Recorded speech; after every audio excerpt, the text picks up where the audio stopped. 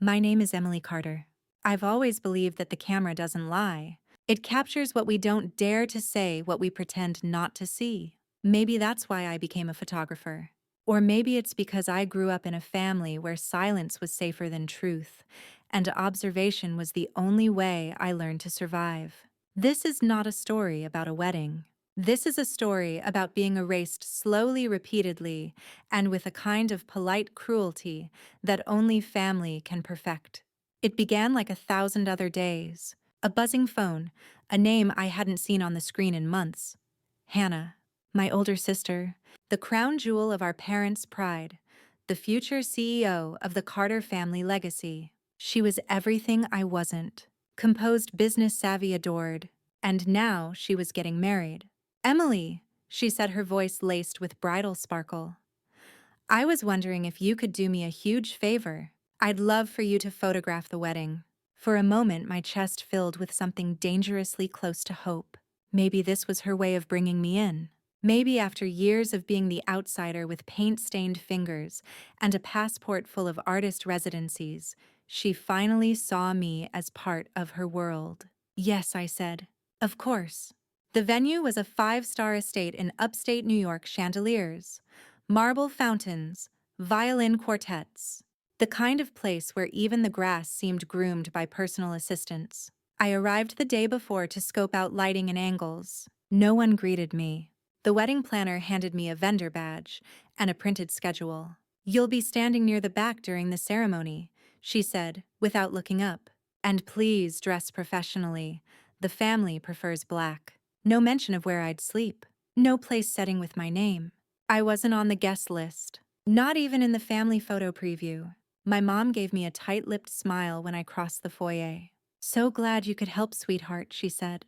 Try not to get in the way during the vows. That was the moment the veil of hope lifted. I wasn't being honored. I was being used. Again. This was Hannah's way of keeping me close enough to serve a purpose, but far enough not to matter. I spent the rehearsal dinner in a corner with my camera catching glimpses of a family that looked whole without me. Champagne flutes clinked. Toasters toasted. Laughter bubbled like music. No one said my name. But the lens has a way of noticing what others miss. I caught stolen glances between the groom Darren and a woman I didn't recognize. Quick flickers. Lingering touches. A whisper that made her blush and him shift his weight. I filed it away. Not my business. Not yet. The morning of the wedding, I watched the sun paint soft light across the estate's white walls. I adjusted my aperture, took test shots of the bouquets, the shoes lined up like little soldiers, the rings nestled on velvet. And then I saw it again, Darren slipping into a side room with the same woman, her hand brushing his cheek. The door closing, my breath caught. I was not invited here, but my camera was, so I raised it. Click. This wasn't about revenge, not yet. It was instinct, documentation, proof. I didn't know what I'd do with it. But something told me deep in my gut that this moment would matter.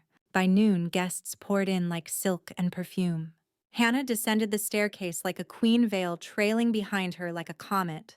Music swelled. People cried. And I stood behind the lens pretending to be invisible. The same role I'd played my whole life.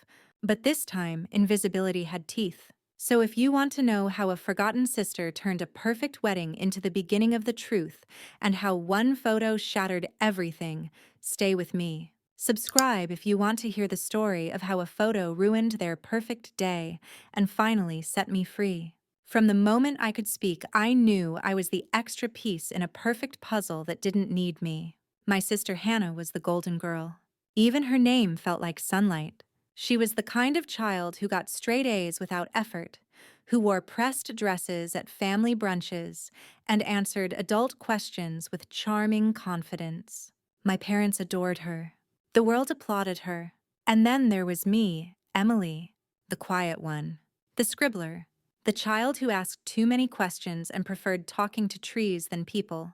While Hannah was winning student council elections, I was painting constellations on my bedroom ceiling, hoping someone would look up for once and see what I saw. My parents, who owned and operated a finance consulting business in Boston, never quite knew what to do with me. Creative kids grow out of it, Dad used to say. She'll find something practical one day. But I didn't grow out of it. I grew deeper into it. I found solace in my camera in moments that flickered and disappeared unless you caught them. The crack of a smile, the flicker of doubt in someone's eyes, the half second a person tells the truth before they speak. But in the Carter household, value was measured in salaries and accolades. There were no awards for capturing emotion or framing memory, so I shrank into the edges of every room. I offered to help, but it always turned into errands, photos, background roles. At Hannah's high school graduation, I volunteered to organize the photo slideshow. My name didn't even appear in the credits. When I asked Mom about it, she said, "You're not supposed to be the show, sweetheart. You're just the support." Support. It sounded like a compliment until you realized it meant not important. When I left home at 19 to study photography abroad, no one tried to stop me. No tearful goodbyes, no care packages. Just a text from Dad that said, "Send photos when you can eat." I did. He never replied. Years passed. I built my career slowly photographing humanitarian work in Nepal, environmental shifts in Alaska, street artists in Lisbon. My work was featured in a couple of exhibits, some magazines.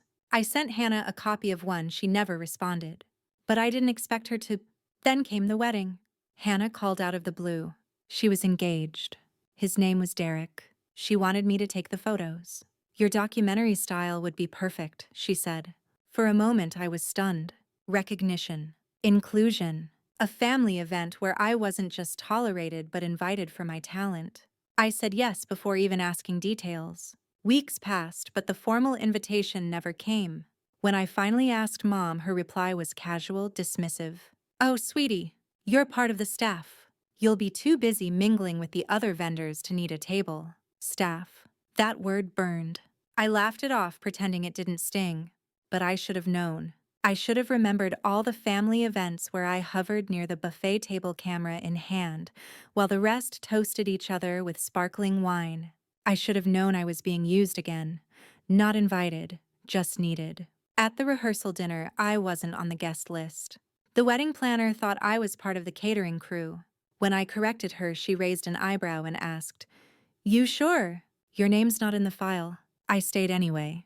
Standing near the exit, sipping warm water from a plastic cup, I watched Hannah bask in the attention. She wore white already, even though it wasn't the ceremony, and she looked every bit the bride she always wanted to be. Her laughter rang through the room, effortlessly melodic. Dad made a toast, calling her our pride. No mention of me, not even a glance. A few guests came up to me asking for directions to the restroom or extra napkins, mistaking me for a staff member. The worst part, I didn't correct them, because deep down I had accepted my role. I was the extra, the blur in the background, the girl with the lens. But on the inside, something cracked. It wasn't anger, not yet. It was more like the slow, painful realization that your family doesn't forget you. They just never tried to remember you in the first place. And then, during the dinner, something unexpected happened. As I stood along the wall adjusting settings on my camera, I saw Derek, Hannah's fiancé, step out onto the terrace. He wasn't alone.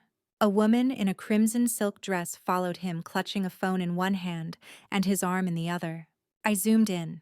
They weren't just talking, they were laughing in a way that belonged to secrets. Her hand brushed his lapel. His fingers lingered at her waist longer than necessary. Click, click, 2 frames, silent. Innocent or not. I lowered the camera. I could have ignored it. I could have chalked it up to stress or friends or a weird moment. But something about it felt off. I knew that feeling. I had spent my entire life watching moments unfold unnoticed. This was no ordinary moment. And in that instant, for the first time, I felt something stir inside me. Not anger, not revenge. Purpose. Because maybe being invisible wasn't a curse. Maybe it was my greatest power. Growing up, I became an expert in not being seen. Not in the literal sense, of course. My presence was always tolerated, acknowledged with a nod or a half smile, but never really noticed. Never really seen. I was the girl behind the camera, the one capturing other people's milestones while mine went undocumented. I started to think that maybe I didn't deserve a story of my own. When Hannah was crowned homecoming queen, I took the photos. When Dad was honored by the Chamber of Commerce, I shot the event. When Mom launched her Women in Finance initiative, I created the highlight reel. But no one ever asked what I wanted remembered. Over the years, this invisibility shaped me. My work got better because of it. I learned to catch the flicker of emotion others missed, the quiver in the groom's lip, the second before a tear fell, the last breath of laughter before a secret was told. My camera became more than a tool. It was a shield, a translator, a silent megaphone for truths people tried to bury. So on the day of Hannah's wedding, I did what I'd always done. I showed up early. I wore black. I scoped the lighting. I spoke softly to the florist about centerpieces and got directions from the coordinator on where to stand during the vows. No one in the family greeted me. I got a curt nod from Dad, a distracted wave from Mom, and Hannah didn't even look up from her makeup chair. She just said, "Make sure you get my left side." They had given me a scheduled ceremony reception, first dance cake cutting, and I was ready to perform it flawlessly, because that's what professionals do. But I couldn't stop thinking about the woman in the red dress from the night before. I'd looked through my frames over breakfast that morning, zoomed in, enhanced. It wasn't just friendly, there was intimacy there, familiarity, a shared smirk that only exists when two people know exactly what they're doing. I told myself not to jump to conclusions. This was Hannah's wedding day. Maybe it was just nerves. Maybe it was nothing. But my instinct said otherwise. By the time the ceremony began, I had already decided I wouldn't go looking for trouble. But if trouble presented itself in the lens, I wouldn't look away. During the vows, I stayed professional. I framed her veil against the stained glass. I caught the way Derek held her hand just a little too tightly, the way his eyes darted toward the crowd when she said forever. At the reception, I moved quietly between the tables, photographing laughing relatives and dancing children. But I kept one eye on Derek. And eventually it happened. He slipped away. I followed, camera in hand, pretending to be on my way to the garden for some ambient shots. He met the woman in red near the back veranda. This time there were no guests, no chaperones. Just low music, dim lighting, and two people who didn't expect to be watched. They didn't kiss, but they held hands. They leaned in close. They whispered and laughed, her hand resting against his chest. And that was all I needed. Click, click, click. 3 shots. Crisp, clear, undeniable. I could feel my heart pounding, not from guilt or fear, but from a rising, swelling sense of knowing. Knowing that this time I wasn't just the observer. I wasn't just the girl behind the lens. This time I held the story. I didn't rush back to the reception. I took a moment, looked at the photos, checked the light, adjusted the exposure, and for the first time at a family event, I didn't feel like a shadow. I felt like a storm. What I didn't know then was how perfectly the rest of the day would fall into place for what I was about to do. But sometimes fate doesn't just hand you the truth. Sometimes it lets you frame it yourself. Growing up, Hannah always won. She didn't just get good grades. She got applause. She didn't just dress well. She was effortlessly elegant. She didn't just speak. She performed. My parents hung on her every word like it was scripture, and in every room she walked like she owned it. The world made space for her, and my family made sure I knew it. When we were kids, if we both broke something, I got scolded. If she got a gold star, Mom called Grandma. If I won an art contest, Dad shrugged and said, "That's cute." But what's the prize? Exposure. It was always the same dynamic. Hannah sparkled, and I absorbed the light in silence. I remember once, I must have been about 14, I drew a hyper-realistic charcoal portrait of our grandfather for his 70th birthday. I spent weeks on it, perfecting the shading, getting every wrinkle right. I even framed it myself. Hannah bought him a pen, a sleek, overpriced Mont Blanc. Guess which one made it to the center of the gift table? Guess which one was passed around with oohs and ahs? Grandpa barely glanced at my drawing before leaning in and whispering, "Art is sweet, dear. But the pen signs the checks." That sentence etched itself into my ribs. And from that point on, I stopped competing. Not because I accepted defeat, but because I knew the game was rigged. Still, every once in a while, I'd catch myself trying, hoping, reaching for a glimmer of recognition. Like now, Like when I showed up at Hannah's wedding venue, camera bag slung across my shoulder, dressed in all black. Like the help, because that's exactly what I had been designated. No welcome hug. No, we're so glad you're here. Just a clipboard from the wedding planner and my mother whispering, "Please try not to block the guests." Hannah didn't even say hello. When she finally acknowledged me, she simply said, "Flattering angles, okay. I don't want to look puffy in the candids." I nodded. I smiled. And I lifted my camera like a shield. Through my lens, I saw everything: the guests clinking glasses, the flower girls tripping in tulle, the way sunlight bounced off the champagne flutes. I watched Hannah swirl in the center of the universe like always. And once again, I was orbiting unseen.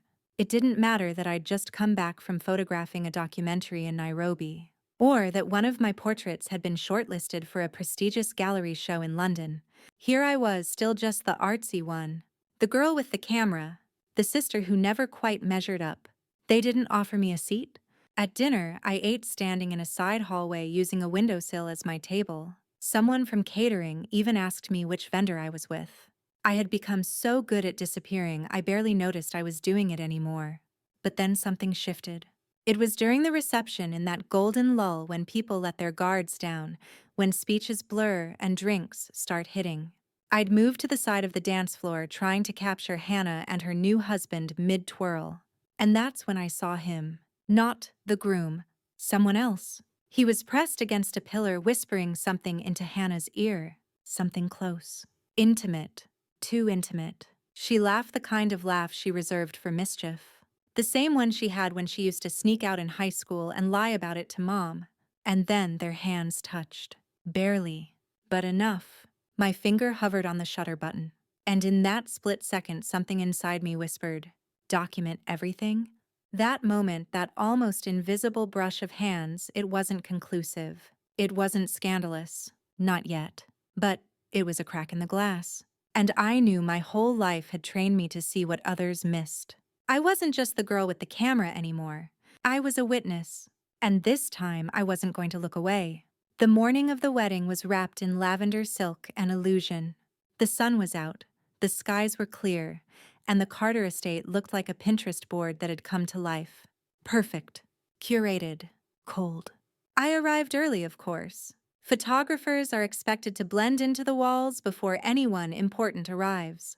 I carried my gear into the side entrance, not the grand one, mind you, but the narrow hallway where the florists, caterers, and servers unloaded crates of perfection.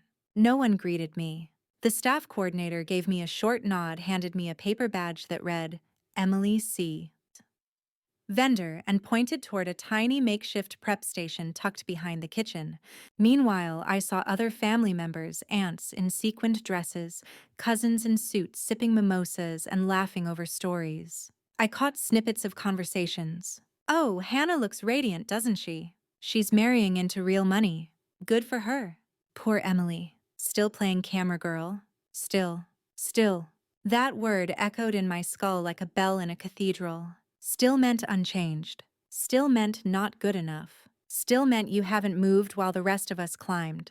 By Tana. I was in full photographer mode. Lens cleaned settings. Ready timeline. Memorized.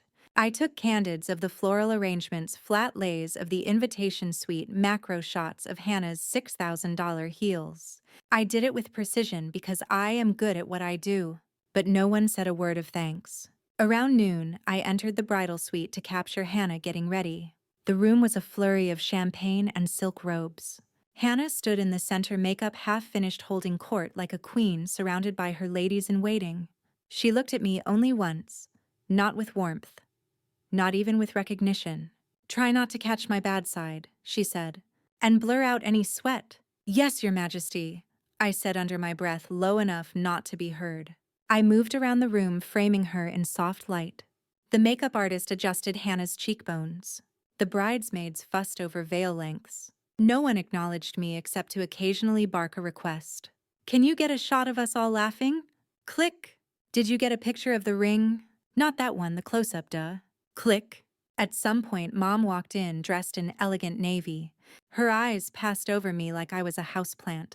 She went straight to Hannah, kissed her forehead, and whispered something. They both laughed. Then Mom turned around, gave me a passing glance, and said, "Make sure the lighting doesn't wash her out. She's the bride." I bit my lips so hard I tasted copper. When the groomsmen arrived, I shifted to their side of the estate for portraits. That's when I saw him again, the man from the night before, the one who had whispered too closely to my sister. He wasn't a groomsman. He wasn't family. He was just there, laughing with the groom like they were old college buddies. I watched them share a drink, slap shoulders, pose for a few pictures. And then, just as I was about to lower my camera, I caught it. A look between him and Hannah, across the crowd. Fleeting. But I knew. I'd spent my life studying faces while everyone ignored mine. I knew tension when I saw it. I knew secrecy. And I knew how to wait. So I waited. Through the ceremony, through the vows, through the kiss. I watched it all unfold from behind my lens the moment Hannah Carter became Mrs. Ethan Maxwell, knowing there was something rotting beneath the frosting. I stayed assigned to the shadows as always. But this time, I wasn't just documenting their love story. I was collecting evidence. P6. The toast and the touch. Dinner was being served under an enormous white canopy strung with twinkling Edison bulbs suspended like tiny constellations. The air smelled of roasted duck peonies and the kind of old money that wears cologne like inheritance. Guests were ushered to their seats. Wine flowed freely, and laughter started to rise like mist over the tables. I had no seat, of course. I stayed near the perimeter where the servers slipped in and out like shadows. My camera hung at my hip, lens cap off, battery charged, ready. The best man gave a speech about loyalty. Hannah's maid of honor recited an awkward poem that rhymed forever with clever. People clinked glasses and leaned in for photos. I circled like a quiet orbit, snapping memories I didn't belong in. Then the groom stood up. Ethan raised his glass and thanked his beautiful bride Hannah for being his anchor, his light, his future. The guests cooed and teared up. Hannah gave him a demure smile, the kind she had rehearsed her entire life. And then I saw it. The man from before, the one in the dark gray suit standing 4 tables back, angled just so. His eyes were locked on Hannah, and for a moment her eyes locked on his. Her lips barely moved. Just a flicker. Like they were mouthing a private language. Click. I got it. I zoomed in not just on their faces, but their hands. His hand brushed the table edge, fingers flexing in a small gesture. Hers, hidden beneath the tablecloth, mirrored it. Same rhythm, same tension. A signal. It was choreographed intimacy, not clumsy, not accidental. This wasn't just someone she used to know. This was someone she couldn't let go of. I wasn't sure what they were doing. I didn't know what it meant. But I knew enough. It didn't belong in a wedding album.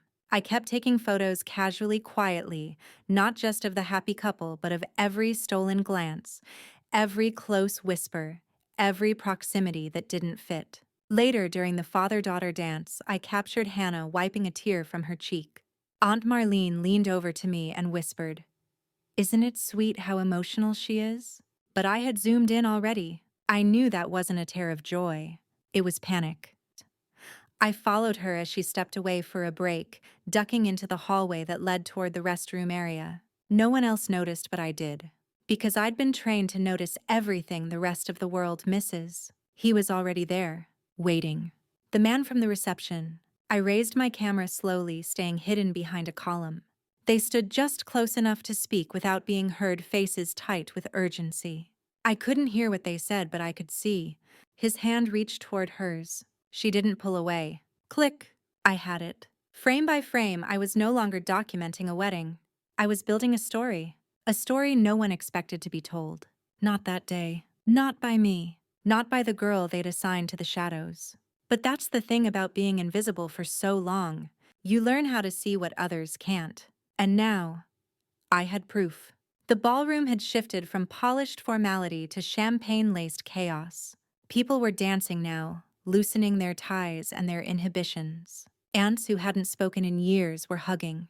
Cousins were stealing extra slices of cake. Everyone looked happy. And for the first time, I understood how easy it was to hide betrayal in plain sight. Hannah and Ethan twirled together in the center of the room. On the surface, everything was perfect. They were glowing, laughing hands intertwined as the DJ played a nostalgic hit from their college years. But I couldn't unsee what I had seen in that hallway. The tension in Hannah's shoulders, the soft press of another man's hand on her lower back, the way she looked away, not in guilt, but calculation. I reviewed the photos on my camera in quick glances, shielding the screen from wandering eyes, each image built upon the next. A sequence of betrayal wrapped in lace and luxury. The man in the gray suit had returned to his table, sipping Scotch, head slightly tilted as he watched Hannah glide across the room. His presence was no longer background noise. He was waiting, watching, and now, so was I. I began to capture everything not as a photographer, but as a documentarian of what was really unfolding. Hannah's eyes scanned the room far too often for a bride. Her smile had fractures, hairline cracks of discomfort that no one else noticed. But I did, because I knew what pain looked like when it was masked as poise. Because I had worn it for 27 years. Halfway through the third dance set, Hannah slipped away again, this time alone. Not for long. I waited 30 seconds. Then followed steps, light, camera ready. She wasn't in the restroom. She wasn't in the bridal suite. I found her outside behind the venue under a maple tree lit with string lights and autumn stars. She was standing in front of him. This time she wasn't crying. She was furious. I watched them argue, lips tight, hands animated in the silence of distance. I couldn't hear their words, but I could read the language of panic. Something had gone wrong. I moved in closer behind a hedge, my breath shallow. That's when it happened. She reached out, grabbing his lapel. He leaned in far too close. Then the kiss. Brief, messy, real. I didn't blink. Click, click, click. The shutter sang a silent song of vengeance. The light from the string bulbs kissed the edges of her white gown as she pulled back, eyes wide in a moment of regret or realization. And suddenly, she wasn't the glowing bride anymore. She was just Hannah, the girl who had always gotten everything. Except now she had everything to lose. I pulled away quietly, heart thudding like a drumline in my ears. I knew what I had, and I knew what I was going to do with it. But not yet. Not now. You see, revenge is not about rage. It's about timing. And for once, I had the power. I wasn't the forgotten sister anymore. I was the lens, the eye, the storyteller. And Hannah had just written her own ending, frame by frame. I returned to the ballroom like nothing had happened. The music had shifted to a slow tune, one of those sentimental tracks meant to make everyone feel like they were part of something everlasting. Couples swayed under the chandeliers. The wedding coordinator handed me a shot list again. I nodded, pretending to care. But my mind wasn't there. It was behind the hedge, under the maple tree. Frozen in the moment, Hannah crossed a line she could never erase. I tucked my camera strap over my shoulder and began moving through the crowd, mechanical and calm, capturing the illusion they'd all bought into. Champagne bubbles, teary grandparents, flower girls asleep on chairs. Picture-perfect distractions. No one looked at me twice. That's the thing about being the overlooked one. You become invisible. And invisibility in moments like this is the sharpest weapon in the world. Invisibility meant I could blend. I could listen. I could plan. Across the room, Hannah had reappeared, cheeks flushed, lipstick retouched. She leaned into Ethan, whispering something that made him laugh. He kissed her temple. The lie held. For now. But I knew her tells. The way she tapped her thumb against her glass stem. The microsecond her eyes darted to see if anyone was watching. She was scared. Not of what she had done, but of whether anyone had seen it. She hadn't noticed the lens. She never did. The woman who always posed for the camera had finally been caught off guard. I slipped away from the reception floor and found the vendor table near the service hallway. My backpack sat under the draped linens. I pulled it out and began the quiet task of transferring selected files from my camera to my encrypted drive. Every click of the trackpad felt like a beat of poetic justice. I didn't plan to show the photos. Not yet. Not tonight. Tonight wasn't for revenge. Tonight was for arrangement. Timing, remember. There's a reason the best photographs aren't shown in real time. They're curated, framed, delivered at the moment they'll matter most. So I continued to work documenting moments that I'd one day contrast with the truth. Hannah and Ethan cutting the cake. Hannah laughing with her friends. Ethan lifting her veil for a mock redo kiss as the guests cheered. And in between those snapshots, I collected the subtler shots. Hannah's eyes darting toward the exit, the man in the gray suit watching her from the edge of the room, her grip tightening on Ethan's arm every time he said something genuine. The story was writing itself, but it still needed a title, and I had one in mind. The wedding that looked perfect. Until the photographer zoomed in. By midnight, the crowd had thinned. The older guests had gone home. The DJ was packing his equipment. Only the inner circle remained. Hannah, Ethan, their parents, the bridal party. I stayed behind the lens, silent, steady, unnoticed. Emily Hannah called smiling brightly. Make sure you get one last group shot before we all crash. You know, for the memories. I walked into position, raising the camera slowly, finding her in the frame. She looked at me not warmly, not maliciously, just the way she always did. Like I was there to serve a function. And for once I smiled. Because I was there to serve the truth. And it was almost ready. The next morning, the wedding album was already taking shape. I hadn't slept. Not because I was rushed, but because I was precise. Because every image I selected, every crop I made, every frame I layered was deliberate. I wasn't curating a memory. I was setting a mirror in front of a lie. A lie too big, too glittery, too rehearsed to hold up when seen clearly. At 9.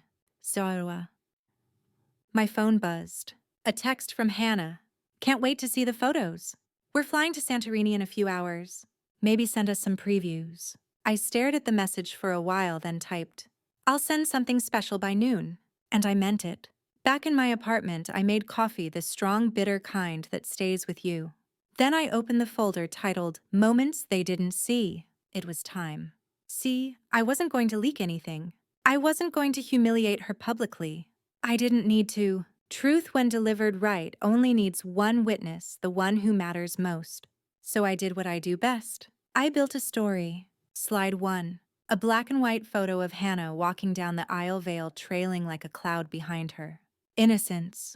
Beauty. Suspense. Slide 2. The kiss with Ethan blurred slightly to feel like a memory, warm and cinematic.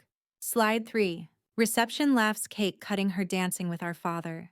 Everything she would expect to see. Everything she would think proved the perfection of the day. Then came slide 4. It was her under the maple tree. The soft backlight catching her cheek, the corner of her mouth turning not toward Ethan, but toward the man in the gray suit. The man whose hand she was holding. Slide 5. A tighter frame. Their fingers intertwined. Slide 6. The kiss. Subtle, but unmistakable. Slide 7. Her looking around, checking if anyone saw. Slide 8. My camera peeking through the leaves, captured in a reflection off a silver lantern nearby. She hadn't noticed. But now she would. At the bottom of the final slide, I added one line. You asked me to capture your love story. I did. Then I exported the file into a private gallery with password access and sent the link only to her. No one else. Not Ethan. Not Mom. Not anyone. Because this was between sisters? And for once, I wanted her to feel what it was like to be seen. To be seen not as golden, not as graceful, but as flawed. As selfish. As real. At 12:17 p.m. I got a reply. One word. Emily. That was all. Not thank you. Not explain. Just my name, stripped of tone but drenched in panic. She called 3 minutes later. I let it ring. And ring. And ring. Then I answered. Hey, Hannah, I said, calm as morning fog. There was silence. Then, you can't show this to Ethan. I waited. Then said, I haven't. She exhaled. Relief and dread mixed in one shaky breath. But why? She asked. Why would you do this? And that was the moment I'd waited for. Not revenge. Not chaos. Just that one question. Because you asked me to take photos, I said. So I did. Click. I ended the call. And smiled for the first time in days. The day after the wedding was supposed to be filled with hashtags and champagne. Everyone, the bridesmaids, the guests, Even our mother had already begun posting polished selfies and snapshots of flower arrangements with captions like, "Love wins," and "Fairy tales are real." My sister's wedding was quickly becoming the envy of her entire social circle. On the surface, it was flawless. But beneath the lace and lacquer, a quiet tremor had begun. By evening, Hannah hadn't posted a single photo. No honeymoon pictures. No boomerangs from the private jet. No, "I married my best friend" captions. Just silence. But it wasn't just digital silence. It was real. That night, I got a call from Ethan. I didn't answer. Then, my mother. Then again from Hannah. She left a voice message. "Emily, please. I need to talk to you. I know I hurt you. But this could ruin everything." She sounded small. Not the towering golden girl of every family gathering, but something closer to what I used to feel like. Desperate, cornered, exposed. Still, I said nothing, because I wasn't done. The next morning, I dropped a flash drive into a padded envelope. No note, no return address. Just the footage, all of it. I'd stitched together a small clip. The kiss, the hand-holding, the look over the shoulder framed in the soft light of dusk. Set to music. Silent but brutal. I delivered it myself. Slipped it into their mailbox like a ghost. Ethan received it. That night, the world split. Around 10:43 p. Ethan's Instagram, once a shrine to curated affection, went blank. Every wedding post vanished. His bio changed from Hannah's husband to just a dash. Then I heard it. A knock on my door. Slow. Measured. Not urgent. Almost rehearsed. I opened it. Ethan stood there. No jacket. Tie loosened. Eyes tired but steady. "You knew," he said. I nodded. "You saw everything?" "Yes." His jaw tensed. "Why didn't you tell me?" I leaned against the frame. "Would you have believed me?" He was quiet for a long time. Then, "No." And now, I believe the photos. He held out the flash drive. It's surgical." I didn't respond. "Did you send it to anyone else?" he asked. "No." He exhaled. The kind of breath people take when they're bleeding on the inside. "I don't want a scandal," he said. "Neither do I. I don't want to destroy her." I shrugged. "She already did that." We stood in silence. Then he handed the flash drive back to me. "I don't need to keep it," he said. "I'll never forget what I saw." And then he turned and walked away. No threats. No fury. Just a man leaving behind a version of his life he didn't know he was living in. That night, the family group chat, usually filled with memes and messages like, "So proud of my girls," went eerily quiet. No one asked for pictures anymore. No one asked how I was doing. And for the first time, I didn't care. Because the twist wasn't that Hannah cheated. The twist was that I finally had the proof. That I had the frame that froze the lie. That the most invisible member of the family had captured the most undeniable truth. And she knew it. She knew that from now on, every time she looked at her wedding photos, she wouldn't remember the kiss with Ethan or the petals falling from the sky. She'd remember me, the sister behind the lens, the one she never saw coming. In the days that followed, the Carter family retreated into themselves. There were no grand confrontations, no screaming matches or flying champagne flutes, just absence, a kind of quiet that felt heavier than noise. It was as if the wedding had created a vacuum, sucking the air out of every room we'd ever shared. My mother didn't call. My father, usually quick to send Sunday morning group texts, had gone radio silent. Even my extended cousins who lived for family gossip hadn't dared message me. The story hadn't broken publicly. No scandals in the tabloids. No social media exposés. But everyone in the family knew, and no one wanted to say it out loud. Not even Hannah. She never contacted me directly. Not a call. Not a text. Nothing. But I saw the ripple.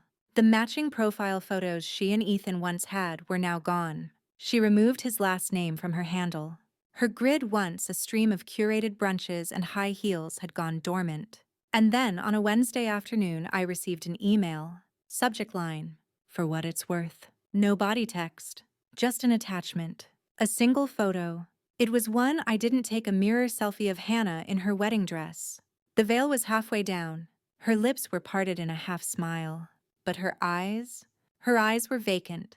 No sparkle. No joy. Just Wait, there was something raw about it, something that didn't belong in her usual parade of perfection. I stared at it for a long time. I didn't reply. Later that night, I checked the Carter family wedding album that I had been assigned to create. I'd built it dutifully, photos of the venue, the table settings, the procession, the first kiss, a different one, the bouquet toss. All the curated beauty, but I never submitted it. Instead, I dragged the entire folder to an external drive, labeled it Unseen, and tucked it away into my bottom desk drawer. I wasn't deleting it, but I wasn't handing it over either. Let them figure out what they wanted to remember. Let them decide what version of the day they could live with. Because for me, the story wasn't about the cheating. Not entirely. It was about being seen, not for revenge, but for clarity. For the first time, the power didn't lie with the golden child or the picture-perfect parents. It didn't lie in how well I followed the rules of our family. It lay in the truth I carried in my hands, literally. In the camera, in the footage, in the ability to say nothing and still be undeniable. And that kind of power doesn't require permission. It just is. The quiet truth, the undeniable frame. And for once, it was mine.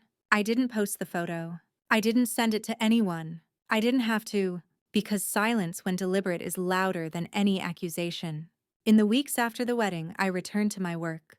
Flew to São Paulo for a photo essay on displaced artisans. Spent long days wandering dusty alleyways, capturing textures of resilience. Faces weathered not by age, but by survival. I barely checked my phone, but every time I did, there was something, a vague text from an aunt. Just want you to know I saw what happened. A DM from a distant cousin.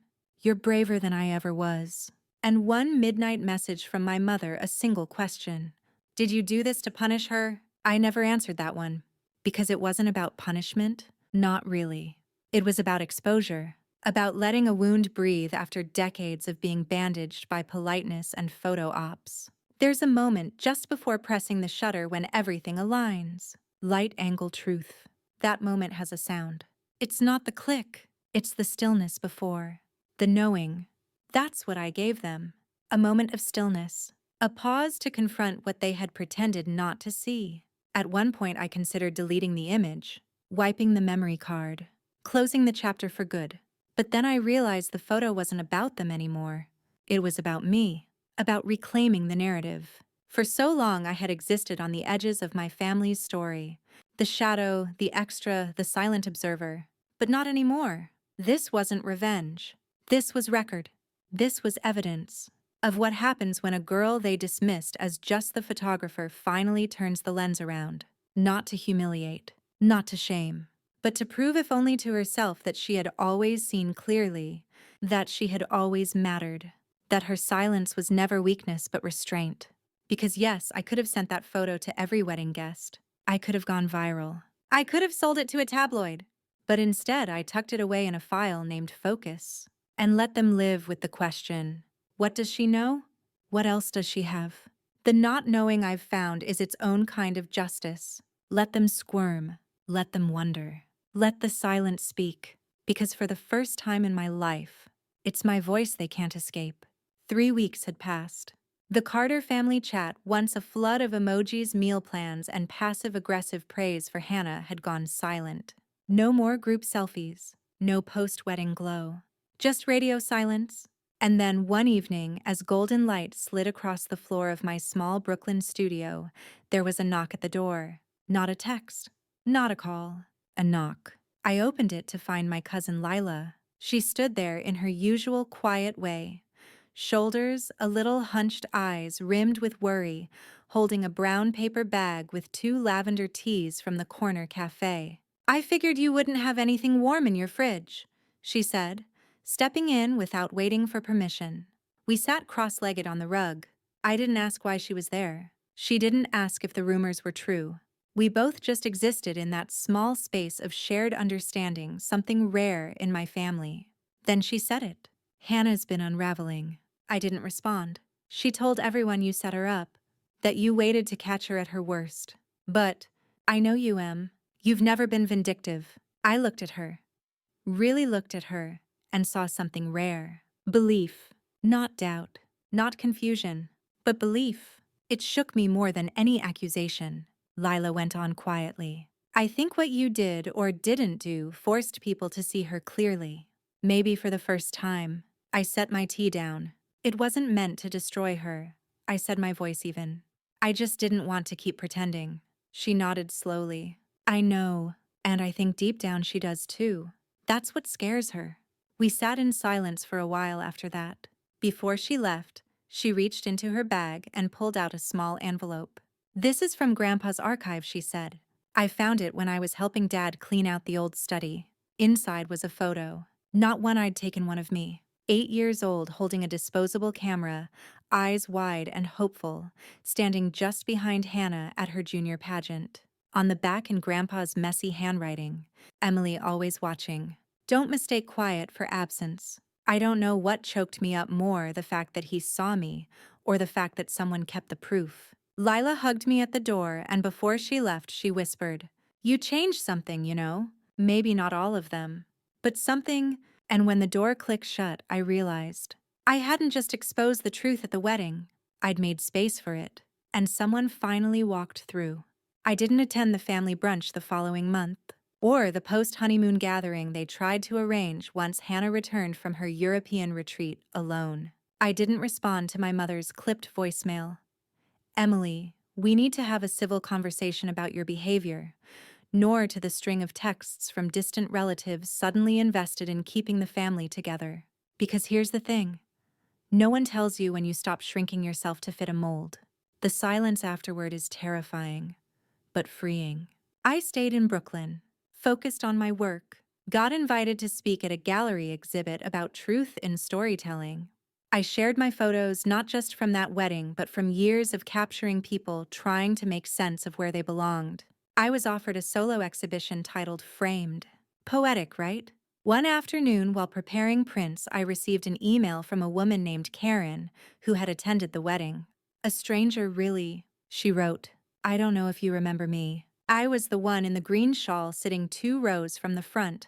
I saw the photo you showed, and I just want to say thank you. Not everyone is brave enough to expose the truth, especially when it comes from inside their own family. You reminded me that silence can be a kind of power, too." I read that email 3 times. Then, for the first time in a very long while, I cried.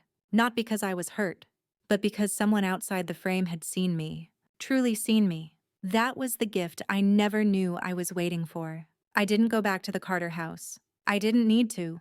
Let them spin their versions. Let them piece together their story without the lens they ignored for so long. I wasn't the forgotten little sister anymore. I was the woman who said enough. Not in shouts. Not in anger, but in evidence. And that's the thing about photographs. You don't have to scream when the truth is already printed in light. It's strange how the stories we live through become myths in other people's mouths. Some relatives said I ruined the wedding. Others insisted I must have edited the footage as if I'd conjured infidelity with filters and clever cuts. A few cousins reached out quietly, saying, "You did the right thing, but never publicly." But I didn't care, because I didn't need vindication from them. I had the truth, and I had peace. The final photo from that night, the one I printed largest for my framed exhibit, didn't show Hannah or her groom. It wasn't even of the betrayal. It was a black and white image of the empty head table at the reception. Chairs askew, floral arrangements half-wilted, a champagne glass tipped over untouched, and in the background, blurry but visible, a figure me reflected in the mirror camera still in hand, staring not at the chaos, but at herself. That photo wasn't revenge. It was release. Because while they danced around appearances, I captured essence. While they silenced, I documented. And while they tried to erase me, I preserved what mattered. People ask me sometimes if I ever talk to Hannah now. The answer is no. I wish her healing. I wish her clarity. But I no longer wish to be seen by her. I see myself now, and that's enough. So if you've ever been made to feel invisible, if you've ever been asked to shrink so others can shine, if you've ever been told stay behind the scenes, it's not your story to tell, I hope you remember this. Sometimes the quietest one in the room is the one holding the proof. And sometimes the truth doesn't scream. It just flashes quietly like a shutter. Click. and everything changes.